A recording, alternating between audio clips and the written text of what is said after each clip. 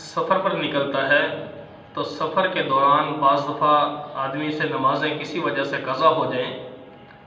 عذر پیش آ گیا یا کسی وجہ سے نماز نہ پڑھ سکا، تو جو نماز سفر کے دوران قضا ہوئی تو جبکہ سفر اس کا سفر شرعی ہو یعنی 78 کلومیٹر سے زائد کا ہو، تو اس دوران جو نمازیں قضا ہوں گی تو جو نماز قصر کی صورت میں لازم ہوئی تھی، اب چاہے وہ سفر کی حالت میں ہی ان کو قضا کرے یا وہ اپنے مقام پر آ کر ان کو قضا کر رہا ہے، تو تب بھی اس کے لیے حکم یہ ہے کہ جو سفر کی حالت میں قضا ہوئی ہے تو گویا وہ انسان پر لازم ہوئی تھی قصر ہونے کی صورت میں، تو اس پر لازم ہے چاہے وہ سفر میں ہی قضا کرے چاہے اپنے مقام پر آ کر قضا کرے، دونوں صورتوں میں دونوں جگہوں پر اس کو حکم یہ دیا جائے گا کہ وہ اپنی نماز سفر والی قضا کرے گا۔ اور اسی طرح بعض دفعہ ایسا ہوتا ہے کہ اپنے مقام پر بندے سے نماز کوئی قضا ہو گئی تو وہ 4 رکعت کی صورت میں لازم ہوئی تھی،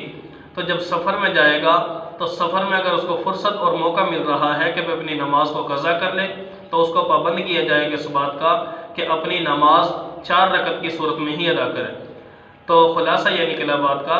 کہ جو نماز جس حالت میں قضا ہوگی اس نماز کو اسی حالت میں ہی بعد میں پڑھنا پڑے گا۔ جو نماز سفر میں قضا ہوئی تو وہ سفری نماز ہے، تو اس نماز کو کسی بھی صورت میں کہیں پر بھی ادا کرے تو ہر جگہ اسے یہی حکم دیا جائے گا جو نماز جس حالت میں قضا ہوئی ہے اس کو اسی حالت میں ادا کرے، یعنی اگر 2 کی صورت میں قضا ہوئی ہے تو 2 کی صورت میں ادا کرے، اور اگر 4 کی صورت میں قضا ہوئی ہے تو اس کو 4 رکعت ہی پڑھنی پڑیں گی۔